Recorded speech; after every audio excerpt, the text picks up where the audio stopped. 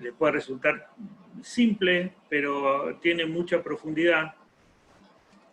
Y es importante que estos conceptos que vamos a ver los tengamos como bien fundados en nuestras mentes y en nuestros corazones, pero bien fundados a partir de la palabra. Entonces, vamos a comenzar hablando y meditando un poco sobre lo que es la salvación en sí. Cuando nosotros decimos la salvación y hablamos de la salvación, es probable que tenemos algo bien claro o algo que no creemos que está claro, pero a veces no lo podemos definir bien. Y justamente cuando el tema de la salvación no está muy arraigado en nuestras mentes, en nuestros corazones, resulta que esto trae problemas o conflictos con el resto de todo lo que tiene que ver con nuestra vida espiritual. Y al revés también pasa, cuando uno está bien seguro de lo que entiende de la salvación, mejora todo lo que tiene que ver con nuestra relación con Dios y nuestra vida espiritual. Como que vamos caminando cada vez, encontrando pasos cada vez más firmes, más seguros. Entendemos bien cómo es lo que significa el porqué de una relación con Dios y qué es esto de una vida con Dios, cuando entendemos bien lo que es la salvación. Y seguro que a medida que vayamos meditando en esto, si ustedes van teniendo preguntas, vamos a ir analizando y meditando más profundamente en este concepto de la salvación. ¿Qué es la salvación? ¿Sí? ¿Me escuchan bien, no es cierto? Sí. Sí. Bien. Quiero compartirles, tengo aquí algunos versículos.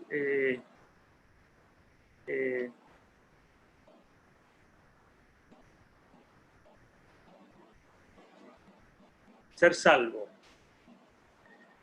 Cuando decimos soy salvo, yo soy salvado, tengo salvación. ¿Qué significa? Podríamos decir nosotros, cuando estamos solos, yo soy una persona salva. Si algún familiar te pregunta, un amigo, un vecino o alguien con el que estás hablando, tú le dices, ¿sabes qué?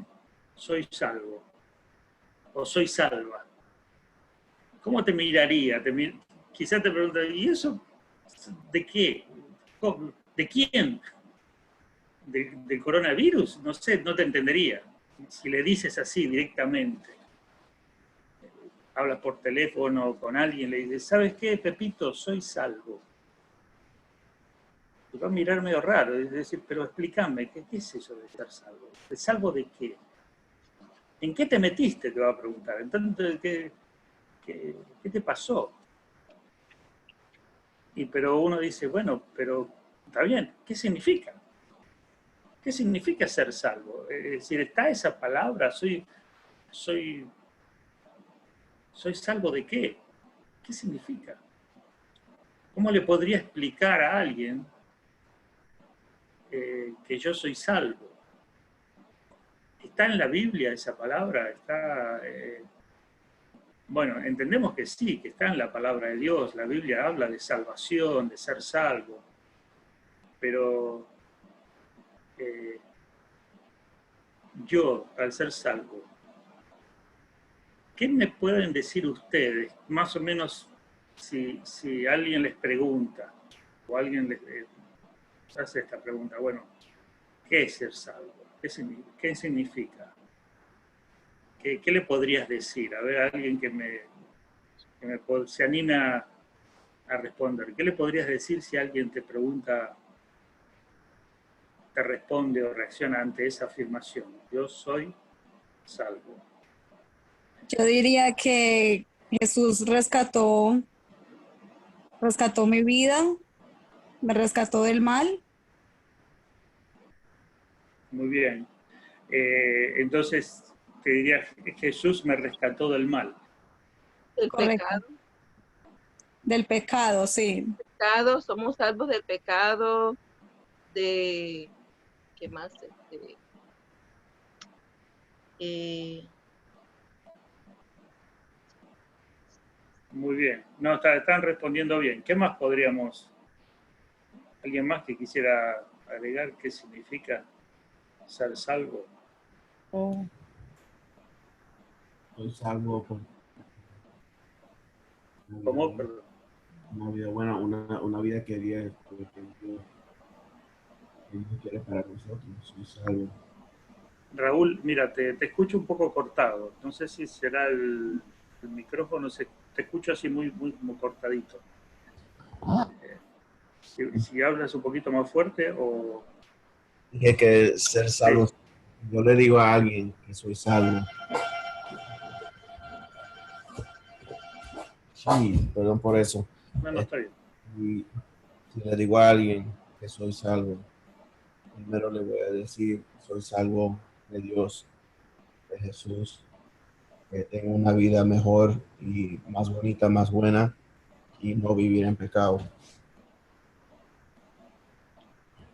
Claro, que tienes una vida con Dios, una vida mejor, Sí. y no una vida en pecado.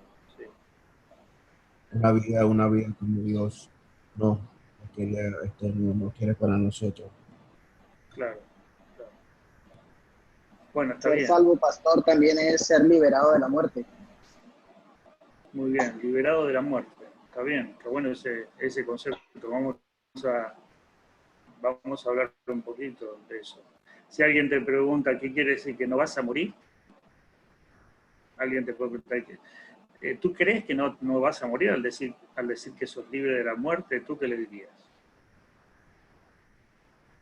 Porque si yo digo soy liberado de la muerte, se lo digo a alguno de mis tíos, me mira diciendo, ok. Soy liberado de la muerte en Cristo.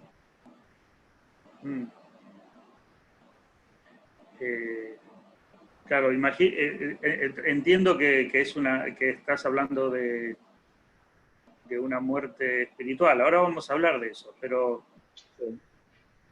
vamos a hablar de eso mucho, porque ser salvo diste ahí un punto importante. Para entender, para tener un concepto claro de lo que es la salvación, todos han respondido bien, pero hay algo que sí tenemos que como entender con claridad. Para tener un entendimiento claro de la salvación, debo saber el estado o la condición de muerte. Esto es algo que sí lo debemos tener bien claro. Yo o soy salvo o estoy en un estado o en una condición o un estatus espiritual de muerto.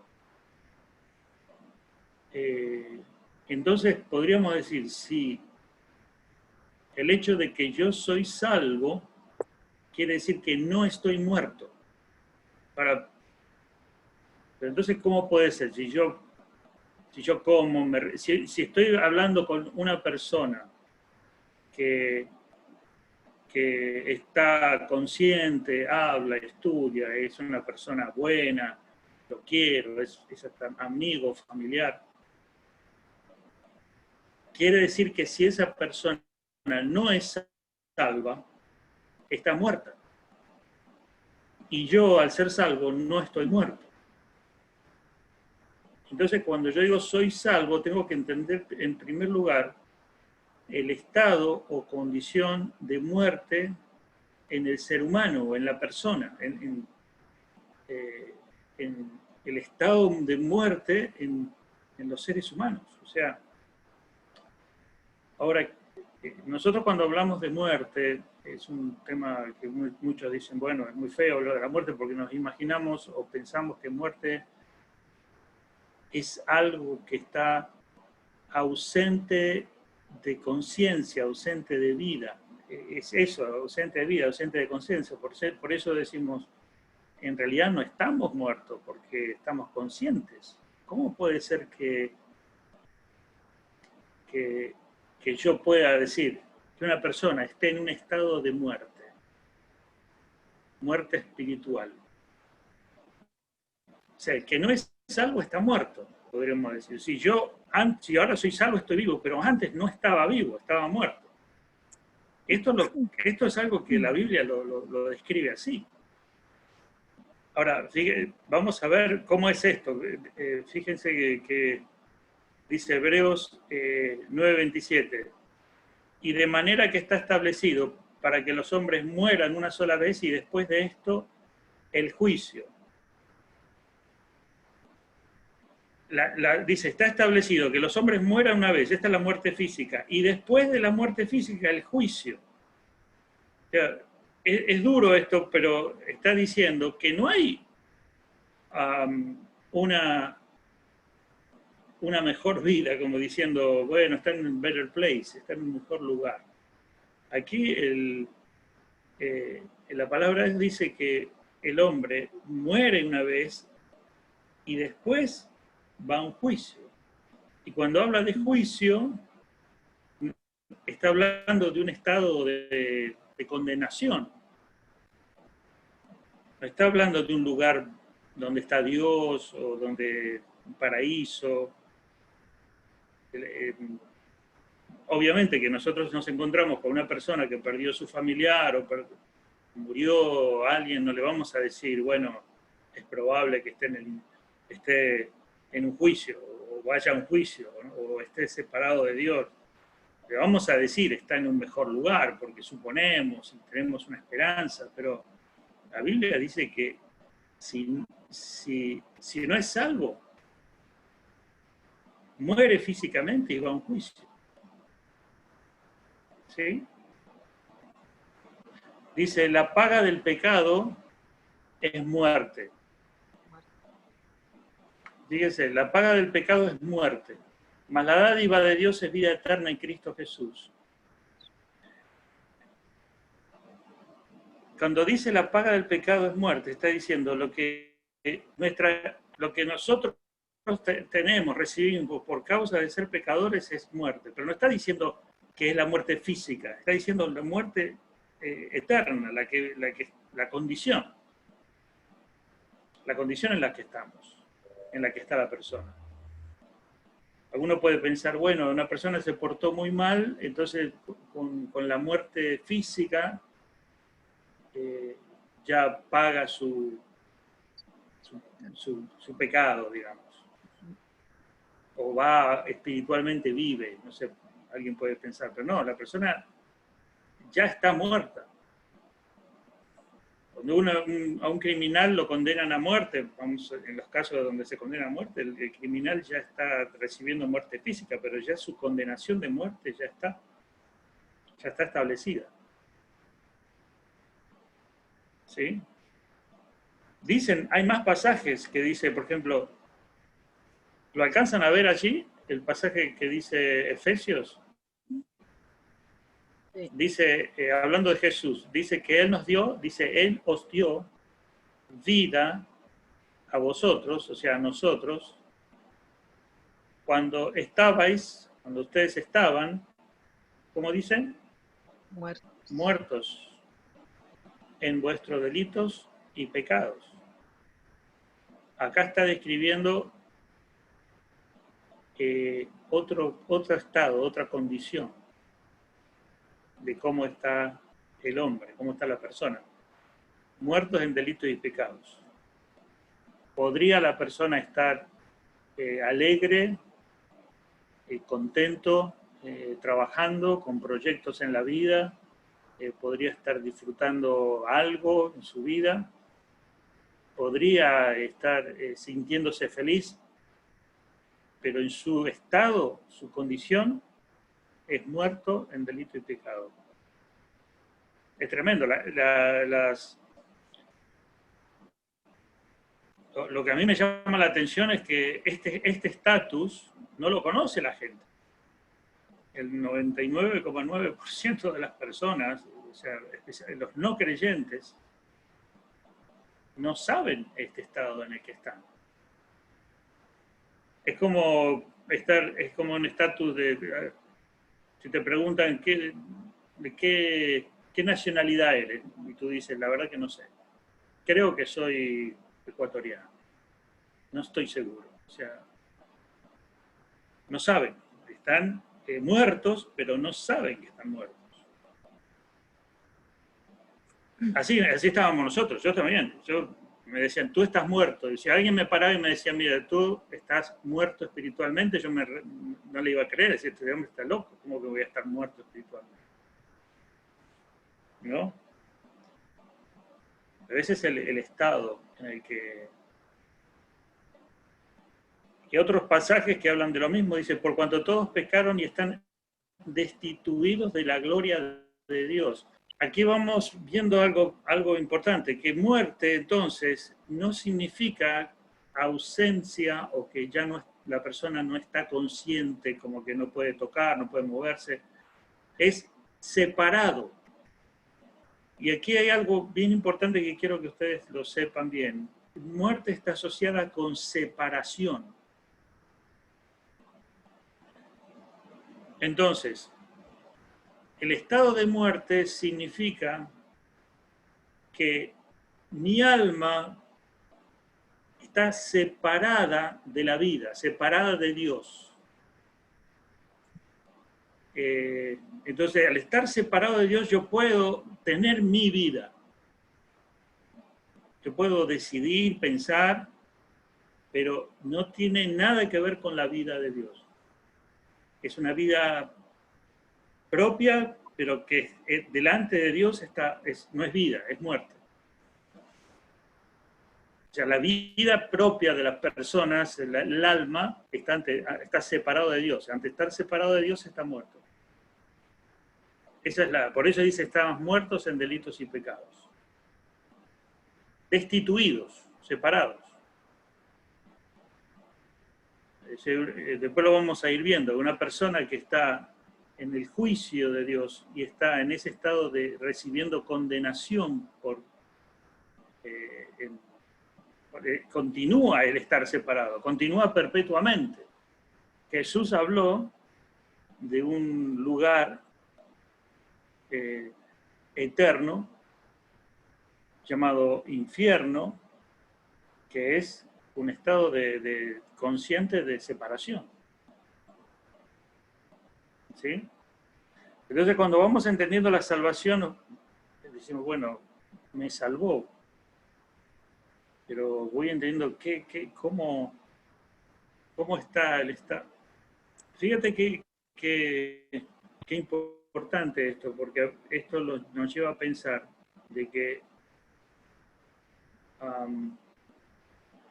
no hay personas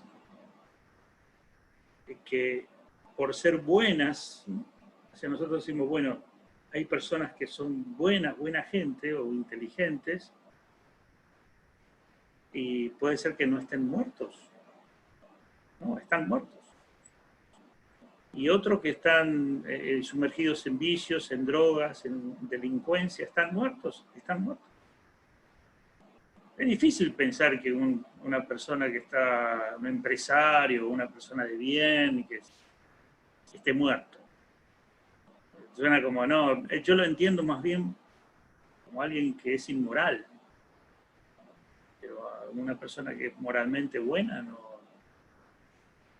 Pero la palabra de Dios dice por cuanto, ¿qué dice todos o algunos? Todos. Incluye a la persona más linda que te puedas imaginar. Todos pecaron y están destituidos. Entonces, vamos viendo que la palabra de Dios encierra y envuelve el estado de muerte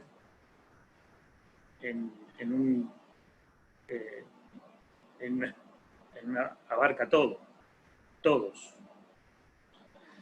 Fíjense que esto a veces es es difícil, cuesta entenderlo. Yo le digo, a mucha gente le cuesta entender, porque dice, no, todos pecaron, pero se está refiriendo a los que salen a matar gente. Mira, yo estoy pensando en este momento. Si el policía que mató a Floyd, al que dieron tanto, está sin Cristo, está muerto. Y el que murió, está sin Cristo, también está muerto. Es tremendo. Sí, es tremendo. O sea, están destituidos, separados. Y al estar separados vivimos en esta tierra, cada uno mostrando cosas distintas, de personalidades distintas, pero este concepto es tan grave que nos decimos, no todos, parece que estamos todos desconectados, destituidos. Interesante que hablé una vez con un hombre que era budista, a ver si era creía mucho en el hinduismo y conocía mucho las religiones orientales. Y increíblemente coincidimos en que el hombre está muerto. Fíjate que yo no me imaginaba que esta persona me iba a decir, no me dio 100% la razón, pero me dijo, sí, estoy muerto, ¿no? Lo único que me dijo, en realidad está como dormido. El ser humano, en esas religiones piensan que no está muerto, está como en un estado de coma. Porque dicen que está como si fuera un estado de vegetal. Espiritualmente el hombre está como el hinduismo, las religiones así profundas creen que el hombre está como en un estado vegetativo, lo cual es casi como muerto, pero no dicen muerto. Bueno, la Biblia dice no, la palabra de Dios dice no está en estado vegetativo, está completamente inconsciente delante de Dios. Es más o menos como decir, si tú agarras a una hormiguita y le dices, hormiguita, yo te voy a enseñar internet. Te puede escuchar, te puede entender, no, porque la mente de la hormiga está completamente separada de tu mente. No puede, bueno, en ese estado está el hombre. No puede ni siquiera escuchar, ni entender, ni percibir. Es gravísimo. Cuando la Biblia dice que es muerto, muerto. Entonces, y entendiendo este concepto, vamos viendo cada vez, ya estamos yendo cada vez más hacia abajo, hacia lo tremendo del estado. Es decir, es como que la Biblia te va mostrando, mira, este es el estatus. Esta es la condición en la que tú y yo estábamos, o está el hombre. Dice, por causa del pecado, ¿por qué estamos muertos? Dice, ciertamente, dice, no hay hombre justo que en la tierra que haga el bien y nunca peque. Dice, como está escrito, no hay justo ni aun uno. Romanos 3:10. Dice, porque adentro del corazón de los hombres salen los malos pensamientos, las fornicaciones, los robos, los homicidios. ¿Por qué está muerto el hombre? Por causa del pecado.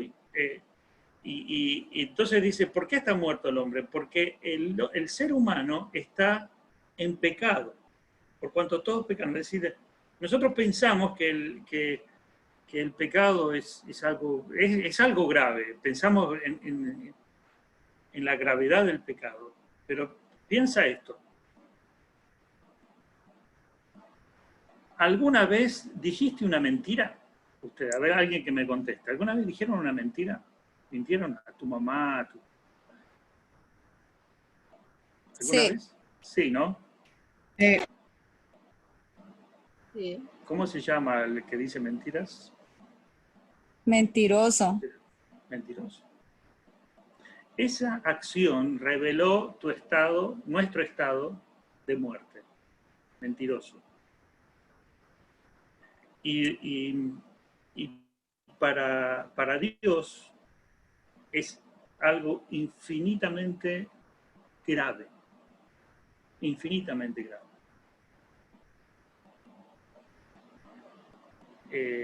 Por eso cuando dice la Biblia no hay justo ni aun uno, no hay quien... Jesús habló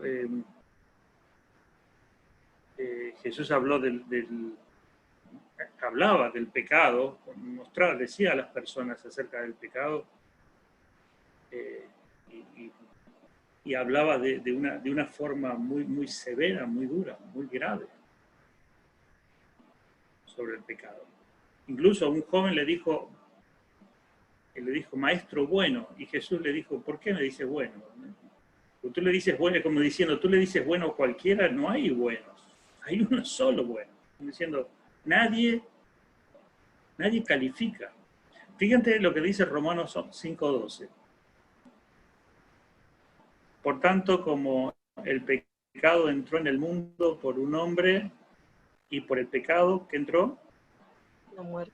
la muerte. Dice, así la muerte pasó a todos los hombres por cuanto todos pecaron. ¿Por qué dice el pecado entró en el mundo por un hombre? ¿A qué hombre se refiere? ¿Cómo es que entró en el mundo? Dice, ¿Porque Adán y Eva pecaron? Claro. Es decir, entró desde el momento que Adán y Eva pecaron, todo eso afectó toda la raza humana de todos los tiempos. Por lo tanto, ya nosotros ya nacemos con esa condición.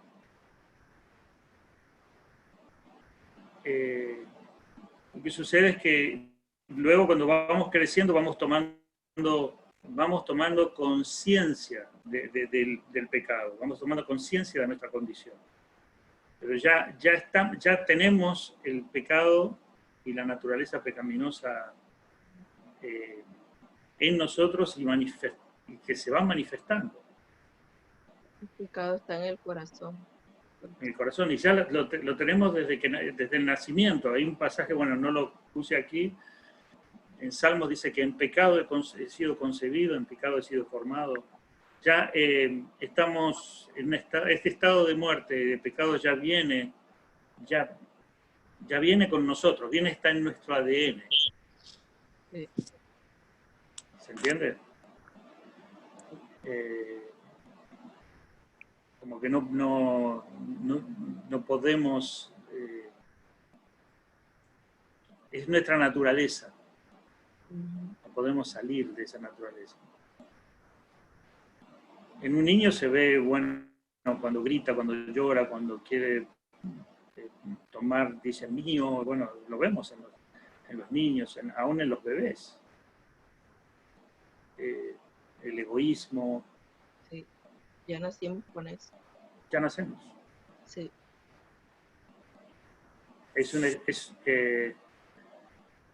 Estamos viendo que por causa del pecado estamos en qué condición, en condición de muerte. Muerte dijimos que era separación. ¿Sí?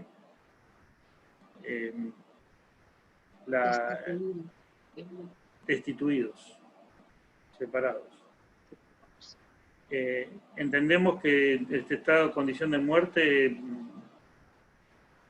es para un religioso, una persona que nosotros la podemos ver que es muy religioso, practica una religión, puede estar muerto. Un hombre moral, una persona moral está muerta también. Un delincuente peligroso también está muerto. La diferencia es que uno manifiesta más que otro, pero la condición es la misma. ¿Se entiende? Sí. Alguien dijo algo así, me gusta, porque yo escucho, esto es como un cadáver que que está con olor a putrefacción, o un cadáver que lo pintan, lo maquillan y lo van perfumando. Los dos están muertos, pero uno está largando olor a podrido y el otro no. El otro como que mientras tanto, mientras los tengan bastante, o lo embalsaman y le ponen aromas para que no... Está muerto. Esto es así en el sentido de lo que nosotros vemos exteriormente. Nosotros vemos exteriormente una persona que está haciendo cosas buenas o tiene buen carácter, pero está muerto, está como maquillado. Pero es su estatus. Jesús, para hablar del estado de muerte, una vez le dijo a un grupo de personas: ustedes son sepulcros blanqueados, le dijo así. ¿Qué le quiso decir? Que están por afuera están blanquitos, pero por dentro... Y así está la condición del hombre, así estábamos. O sea, el que es salvo no está muerto, el que no es salvo está muerto. Entonces cuando decimos me salvó, Jesús me salvó, digo, ¿de qué me salvó realmente? ¿Qué significa? ¿Se entiende, hermanos? ¿Alguna pregunta? ¿Vamos bien, chicos? ¿Están... Sí. Sí, vamos bien, pastor. Sí. Bien. Pastor. Entonces, nosotros vamos entendiendo que el estado de muerte está en todas las personas, están destituidas. Las personas no se dan cuenta, no se dan cuenta de su estado espiritual. Algunos creen que no están muertos, pero están muertos. Algunos creen que... algunos ni saben. La Biblia es la que te dice exactamente, el que te da el diagnóstico. El que te dice... Pasa que nadie quiere... ¿Quién va a querer...? Por eso la gente no quiere leer la Biblia ni escuchar de Dios, porque no quieren... O quieren escuchar de Dios, pero no quieren que le digan... Es como si tú tienes un tumor y ¿qué preferís? ¿Que te digan que tenés un tumor o que te digan, no, está todo bien, no pasa nada? No, prefiero que me digan la verdad. Bueno, la Biblia dice la verdad, y la Biblia te da el diagnóstico. Mira, estás muerto. Y muerto significa destituido, desconectado, separado de Dios. Podés tener una vida biológica, una vida mental, una vida activa, pero estás sin vida. Lo dicen muchísimos pasajes. Esto es lo que estaba hablando. Hay pasajes que hablan de la muerte perpetuada en el juicio y en el infierno. Por ejemplo, Daniel dice: muchos de los que duermen en el polvo de la tierra serán despertados, unos para vida eterna, otros para vergüenza y confusión perpetua. Perpetua. Dice Mateo: entonces dirá también a lo de la izquierda. Fíjense Jesús diciendo: apartados de mí, malditos, al fuego eterno, preparado para el diablo y sus ángeles. En 2 Tesalonicenses dice: en llama de fuego, para dar retribución a los que no conocieron a Dios ni obedecen el Evangelio de nuestro Señor Jesucristo, los cuales sufrirán pena de eterna perdición, excluidos de la presencia del Señor y de la gloria de su poder. Aquí ya está diciendo la perpetuidad. La muerte es perpetua.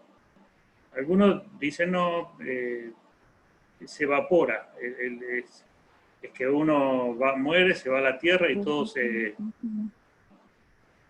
no pasa más nada. No hay alma, no hay espíritu, pero eso es un error.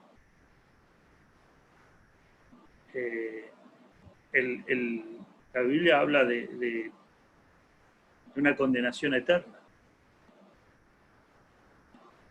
La religión católica, por ejemplo, que se desvió de la fe en este aspecto, diseñó no es que diseñó, sino que introdujo una enseñanza diciendo, bueno, cuando tú mueres vas a un lugar donde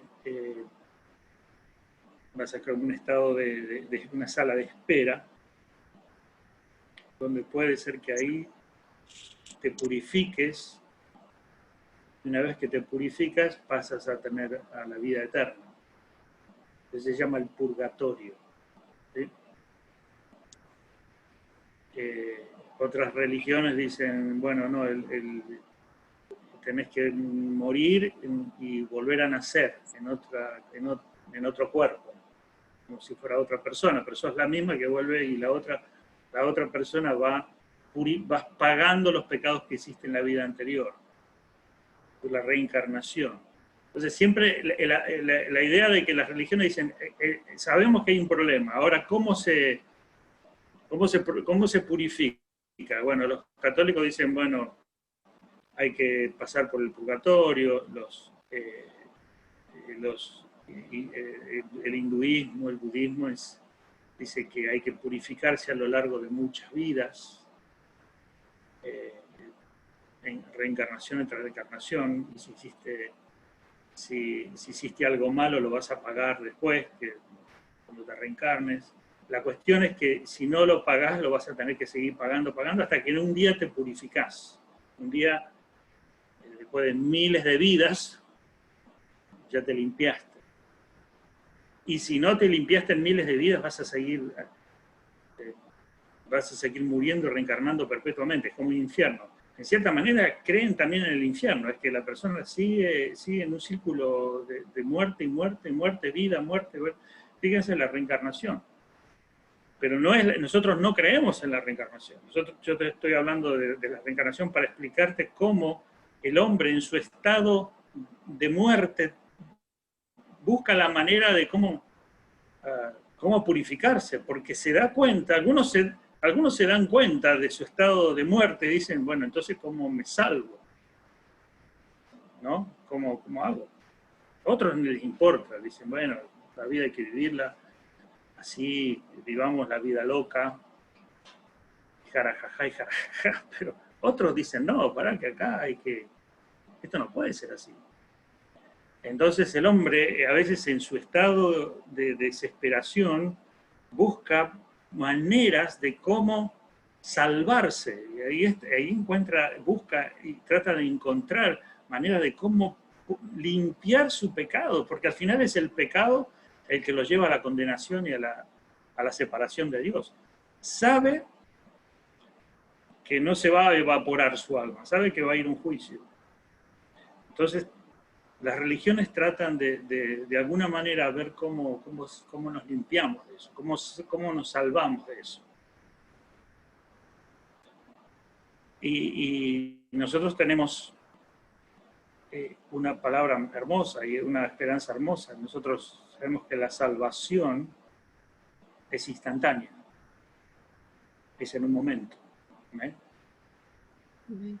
Es algo que se recibe y que es en un segundo. Pero primero hay que darse cuenta de que uno está muerto. Y esa muerte es, fíjense hermanos, esto es tan grave que el pecado hace que hizo separación.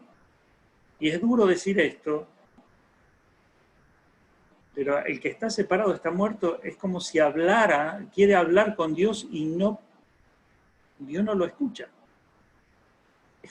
Dios lo escucha porque conoce todo, pero no hay comunicación. Y está tan mal la persona muerta que todo lo que le pide no está de acuerdo a lo que Dios quiere. Porque son dos personas completamente separadas una de otras. Esa es la realidad. Lo que describe la Biblia cuando muerte. No es un estado que Dios dice, bueno, estás muerto, pero igual, estás muerto, no hay forma, no te escucho, nada de lo que salga de tu boca, nada. Nada de lo que hay en tu mente puede ser valioso ni considerado, nada. Jesús dijo, apartados de mí. Dice, en un momento van a haber personas que van a venir a mí y yo les voy a decir, fuera. ¿Cómo puede ser? Porque Jesús ya estaba hablando de que el estado del ser humano sin salvación es perdido. Hay un pasaje que ustedes lo conocen, bueno, ahí hay otro pasaje, Apocalipsis 20:15, al que no se halló inscrito en el libro de la vida fue lanzado al lago de fuego.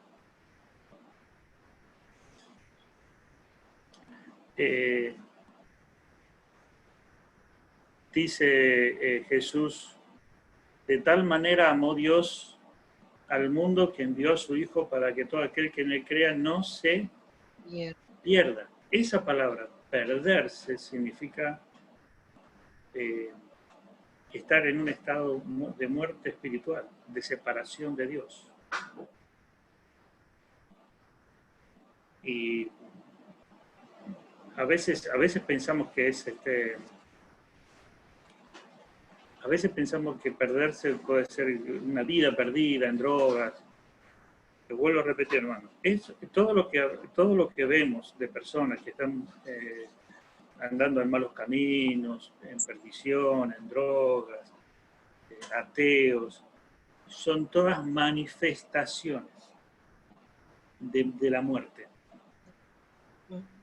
¿Se entiende, hermanos? Sí. Son todas manifestaciones. Hay personas que no manifiestan que están muertos. Y por eso no parece,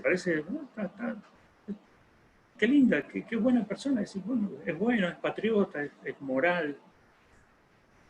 No lo vemos, pero capaz que se va a dormir a la noche y dice, ¿cómo me gustaría, qué gana de pegarle una trompada, o tengo ganas de matar a fulano? Capaz que se le cruza un pensamiento perverso en su mente. ¿Y eso de dónde viene? Del estado de muerte.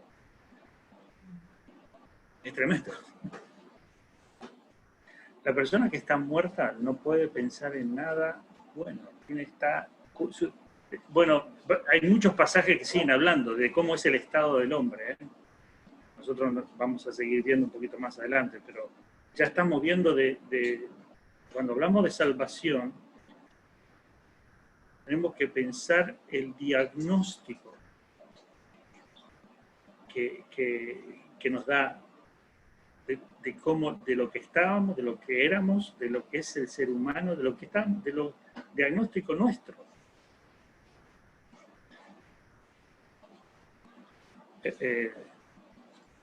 Sí. Vieron que nosotros a veces decimos, no, porque en mi vida, yo, en mi pasado, y estábamos ahí pensando en nuestra vida en el pasado, y nos acordamos del pasado, y decimos, y el pasado, y yo les digo en este momento, escuchen bien, hermanitos, si estabas sin Cristo, estabas muerto, ¿no? La verdad que ni en Facebook valdría la pena poner una foto. Yo estaba muerto. No, pero yo, qué vida que tenía. Estaba muerto, hermano. No, pero yo tenía plata. No,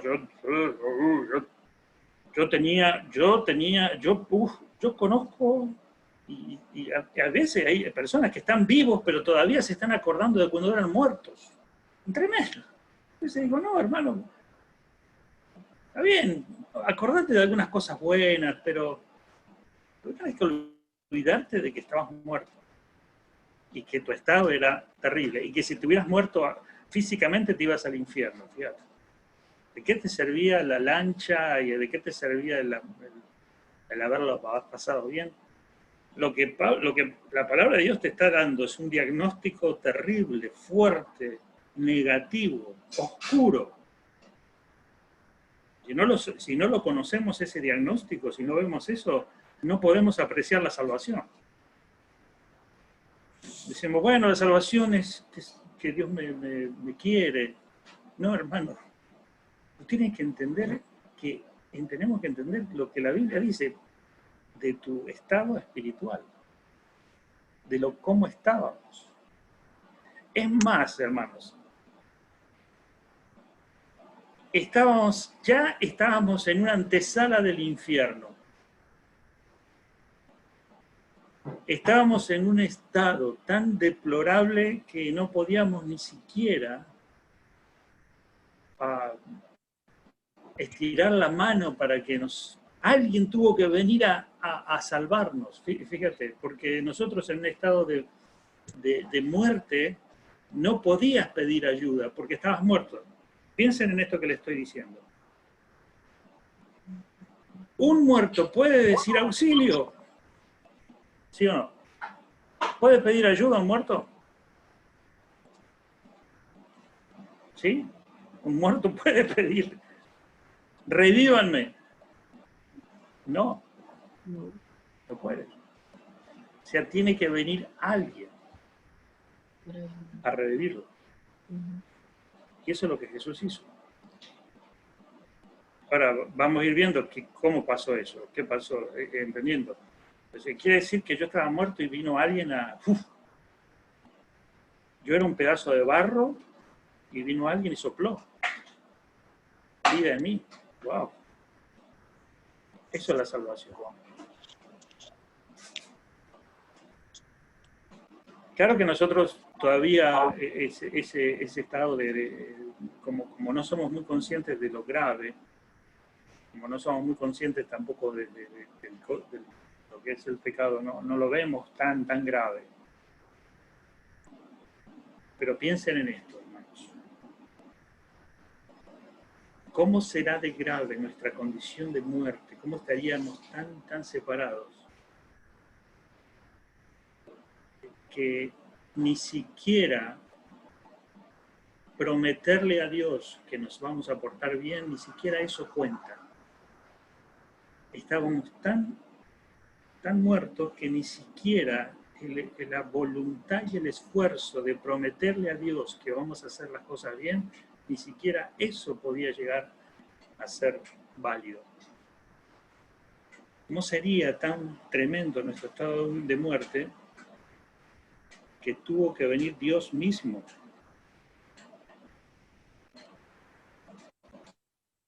a rescatarte, a darte salvación, a darte vida, porque si no, estábamos realmente en ese estado, ¿no? ¿Alguna pregunta? Pastor, yo tengo una pregunta. Sí. ¿Verdad que no existe tal cosa como el purgatorio? Porque en la Biblia no hace referencia en ningún capítulo acerca del purgatorio. Solamente existe el infierno, ¿correcto? Claro, correcto. La Biblia no da ninguna referencia. No, fíjate que tampoco es lógico. Porque si hubiera un purgatorio, que quisiera decir que hay una posibilidad de que te salves tú o que alguien te ayude a salvarte. Entonces, Cristo no es suficiente. O sea, Cristo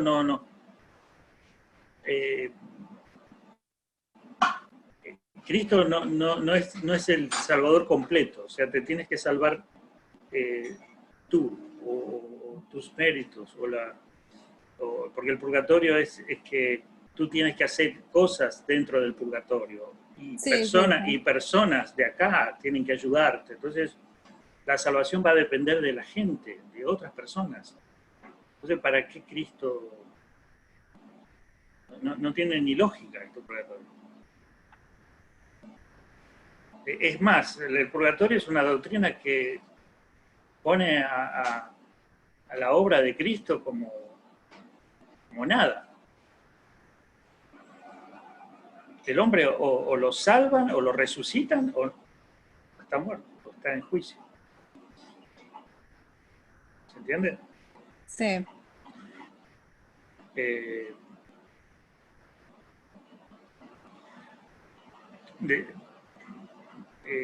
Después,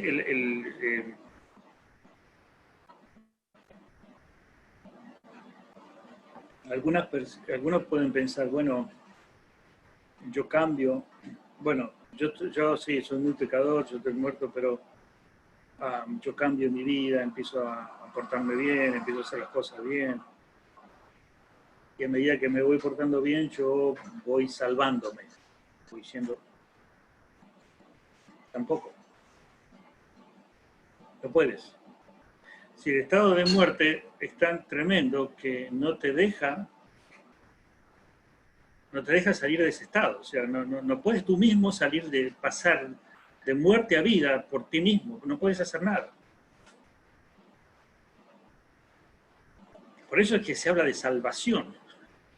Porque nosotros nos cuesta pensar, porque no, pero algo tengo que hacer.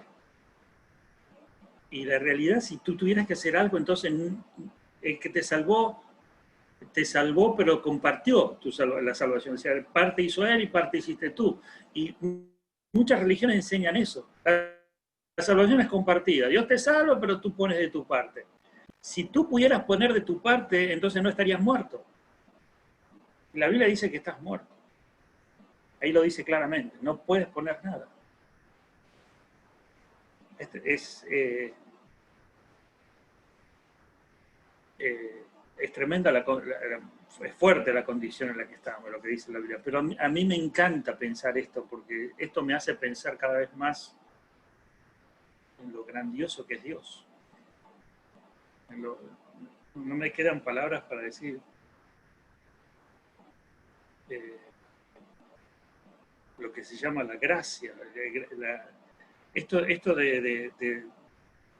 de agarrar a una persona muerta y darle vida, salvarlo. Esto se llama gracia. Porque uno se pone esto muchos pensaban, pero ¿por qué?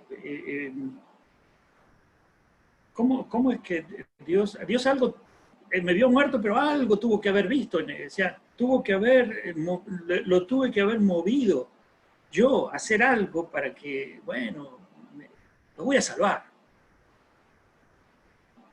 Y realmente estábamos tan desastrosamente muertos que Dios no había nada que lo conmoviera a Dios para salvarnos. Nada de lo que pudiéramos hacer. A ver si Dios vio el estado tan deplorable que lo movió su amor y su misericordia hacia nosotros. Es como decirle, es como que Dios dijo, le voy a dar vida a esta persona. Voy a darle vida, lo voy a resucitar, lo voy a salvar, lo voy a sacar de ese estado de muerte espiritual, de ese estado de separación, lo voy a traer hacia mí. Lo voy a salvar.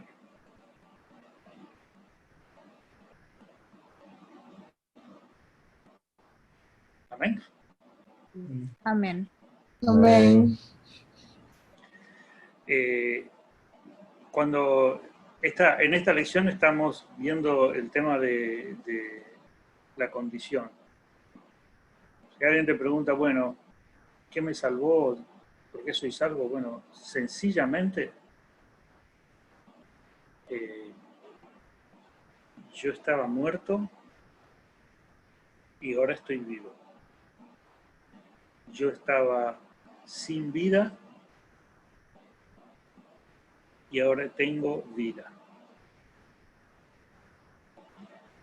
Estaba sin vida quería decir que estaba con mi mente, con mi corazón y todo mi ser pensando, sintiendo, viviendo de una forma separada de Dios.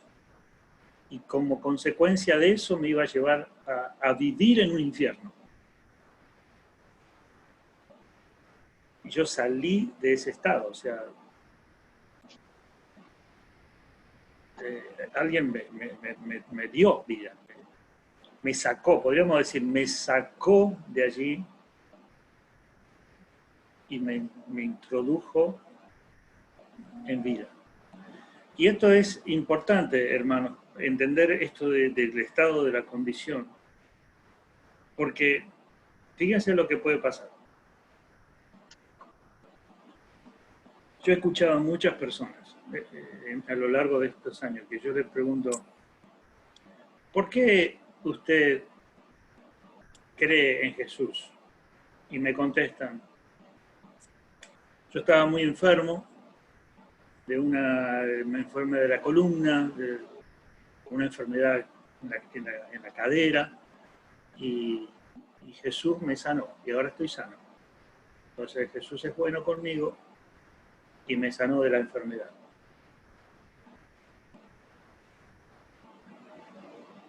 Y ya está.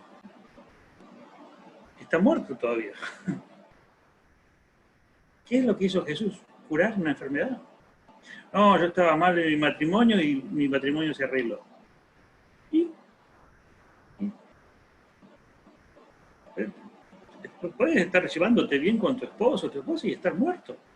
Puedes tener la columna sana, la pierna sana, estar perfectamente de salud y estar muerto. Entonces mucha gente no se da cuenta de su estado espiritual, de su condición espiritual, no se da cuenta de el estado terrible. Muchísima gente. Bueno, el que es salvo no, el que es salvo dice, no, acá el problema más grave que yo tengo no es la plata, no es la salud, no es mi situación económica, no es si soy viejo, soy joven, si nada de eso es problema, eso no es problema, el problema es tu estado espiritual delante de Dios, o estás muerto o estás vivo. Eso es lo que tiene que traumar a la persona y volverla loca. Lo demás queda todo a un costado. Lo que pasa es que nosotros estamos en estado de muerte, tan que lo único que queremos es lo temporal. Por eso Jesús sanaba a las personas.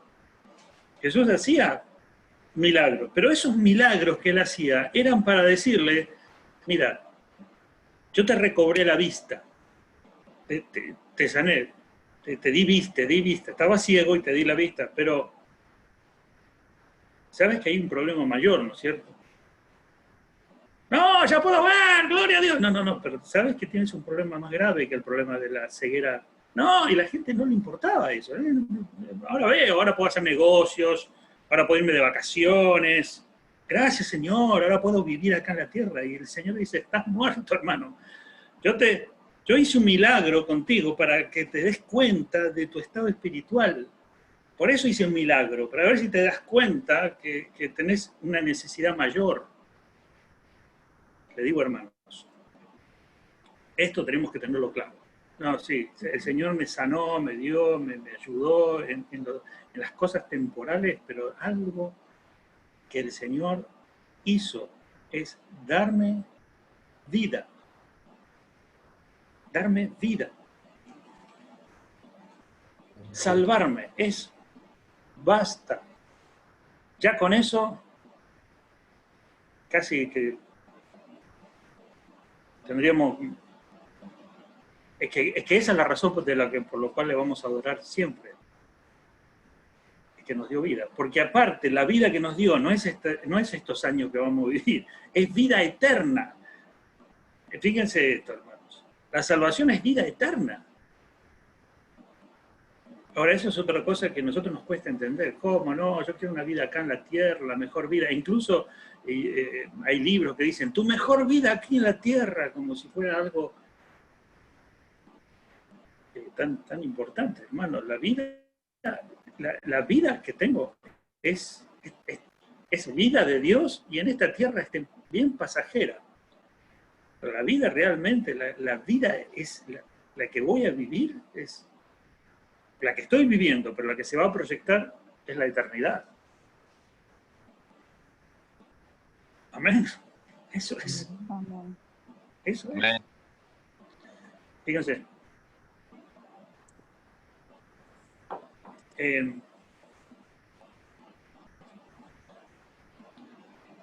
A veces el Señor entiende que esto de nuestra condición espiritual no lo podemos digerir tan así. Pero ya lo estamos digiriendo. Mirá el estado espiritual en el que yo estaba. Soy salvo. No hice nada. Él me salvó. Amén. Cristo me salvó. Ahora, quiero leerles algo que escribí. Yo no sé cuando lo escribí esto, lo encontré en mi computadora y lo traje porque me quedé medio impactado, porque ni me acuerdo, lo sé que lo escribí en algún momento. Dice, aquello que hiciste que no estuvo bien, el pecado, quizás sea difícil definirlo, pero el pecado se manifiesta como un deseo de satisfacer una necesidad del ego, no te permite ver lo destructivo que es, no te permite ver las consecuencias horribles que acarrea, no te deja saber a cuántas personas puedes afectar y cuántas han sido privadas de un bien, incluyéndote a ti mismo.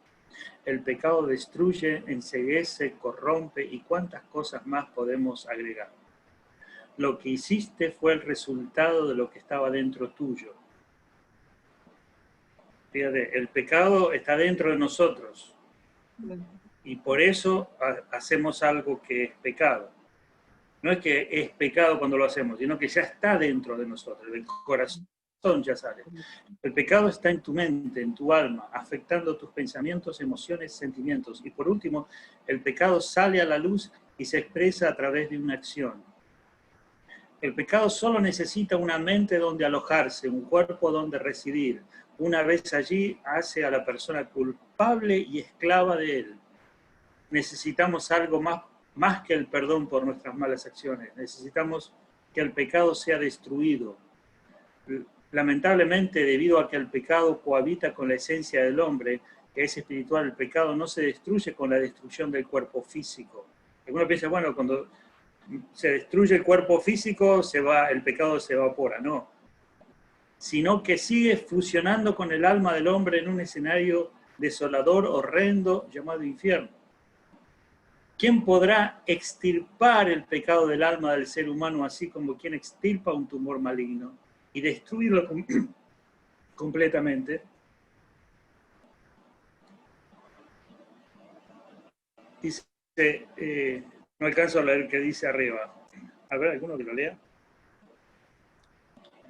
Hubo un hombre que destruyó el pecado que estaba alojado en mi alma. ¿Cómo lo hizo? Sufriendo en una cruz. Ahora sí, lo seguimos leyendo. ¿Cómo lo hizo? Sufriendo en una cruz, sufriendo en su propia carne una tortuosa muerte en la cruz, derramando toda su sangre, dejándose colocar en un sepulcro y al tercer día resucitar en cuerpo glorificado. Ascendió al trono de su Padre, presentó y exhibió victoria sobre la muerte y Satanás. Desde allí ejerce toda autoridad, poder y dominio. El espíritu de ese hombre, Jesucristo, se unió a mi alma ya sin pecado, de manera que mi alma y su espíritu están unidos eternamente, cual un sello de propiedad inquebrantable.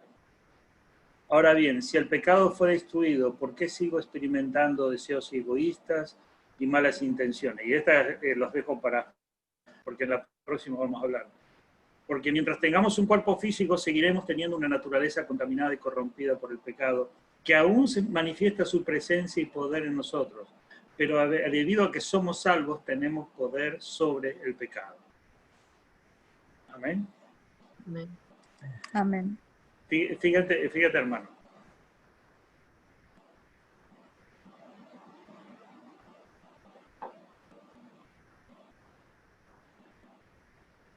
Si ustedes y yo tenemos vida en Cristo, ya no estamos bajo la muerte,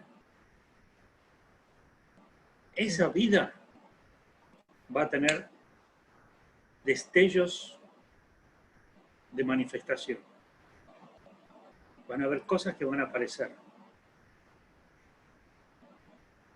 Por ejemplo, hoy voy a estudiar la palabra, voy a ir a hacer un curso para estudiar la palabra, para aprender. Eso viene, ese pensamiento, ese deseo, ¿saben de dónde viene? De Dios, del Espíritu, de la vida viene. De ahí se está manifestando. Y es lo que te va a dar, eso es glorioso. Ahora, otro deseo, no, estoy cansado, es aburrido, no me gusta, no, mejor me voy a la casa a escuchar música, no me gusta la cara de tal hermano, no. cualquier otro pensamiento, ¿de dónde viene? De la muerte. De la muerte, de ahí viene. La muerte que quiere hacer cualquier cosa. La Biblia lo llama carne también.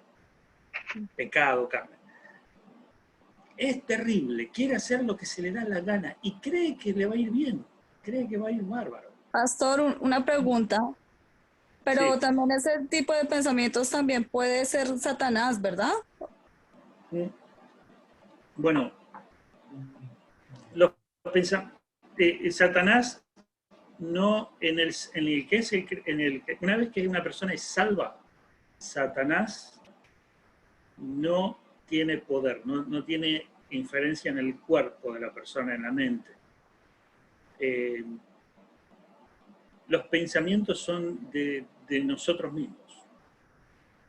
Satanás puede, al conocer Satanás puede saber los pensamientos no porque lee tu mente, sino porque ve lo que estás haciendo y ya es muy sabio, muy inteligente, es un espíritu muy inteligente, pero perverso, sabe cuáles son tus debilidades, sabe cuáles son tus tendencias pecaminosas, y él utiliza un mecanismo externo para llevarte a eso. Es decir, te voy a dar un ejemplo. Un ejemplo es nada más. Satanás no le puede poner a un adicto de la marihuana, tengo ganas de fumar un cigarrillo de marihuana, tengo ganas de fumar, y que ese deseo viene de Satanás. No, ese deseo viene de la persona. Y la persona sale a la calle y Satanás ya lo está mirando. Y habla con uno y dice, tengo ganas de fumarme un porrito. Y Satanás lo escucha. Ahí está lo que quiere. Véndanle, ofrézcanle, vamos, todos, ahí está, a Pepito, a darle porro. Y justo viene una amiga, ahí está, ¿me queda un porrito? ¿Y de dónde viene?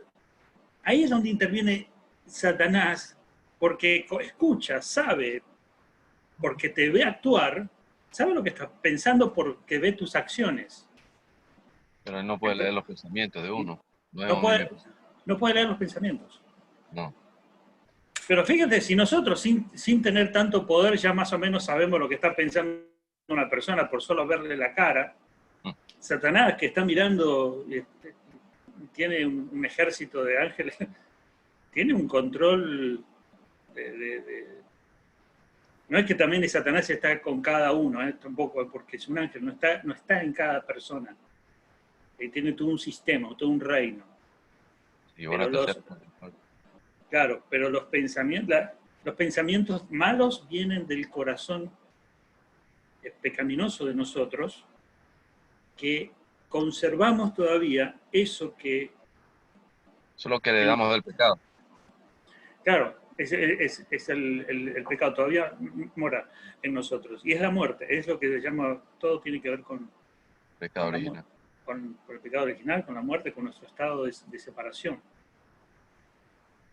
Ahora, el Señor nos salvó de eso, nos dio vida, ahora tenemos vida. Entonces, la salvación que tenemos implica, yo soy una persona viva en Cristo, tengo vida. Ahora tengo conexión con Dios, ahora estoy unido a Dios. Ahora la mente y el corazón de Dios ya no está. Antes yo estaba destituido, separado, no, ahora soy salvo. ¿Se entiende, hermanos? El cambio tan radical. Después vamos a hablar de eso más adelante, porque el hecho de que tengamos vida, eso implica un cambio tan grandioso que a veces esa es otra cosa que nosotros por ahí no somos muy conscientes. Pensamos que Dios nos salvó un poquito. Somos un poquito salvos. Hay algunos que son más salvos que otros, ¿no? Somos... la salvación es algo indescriptible. Es un estado tan opuesto, radicalmente, que la Biblia abunda en descripciones de lo que es la salvación. Pero a veces nos tenemos que meter, a veces no, digo, tenemos que introducirnos en qué significa la salvación, en qué estado estábamos. Bueno, estamos viendo todos estos conceptos de salvación. Vamos a dejar acá porque ya creo que hemos abundado bastante. Espero que vamos a continuar la próxima clase también hablando sobre todos estos temas que tienen que ver con, que están relacionados con la salvación, profundizando esto. Ya hemos visto nuestra condición, hemos visto los versículos, hemos visto los textos bíblicos que hablan, que dan el veredicto, el diagnóstico de cómo estábamos, de qué significaba el estado nuestro de muerte y condenación. Y ya, bueno, lo vimos con un poquito más de claridad. Sí. Los exploramos un poquito más. ¿Amén? Amén. Amén. Amén. Bueno, hermanos, esperen que voy a sacar. ¿Seguimos la próxima? Ok. Sí, pasa.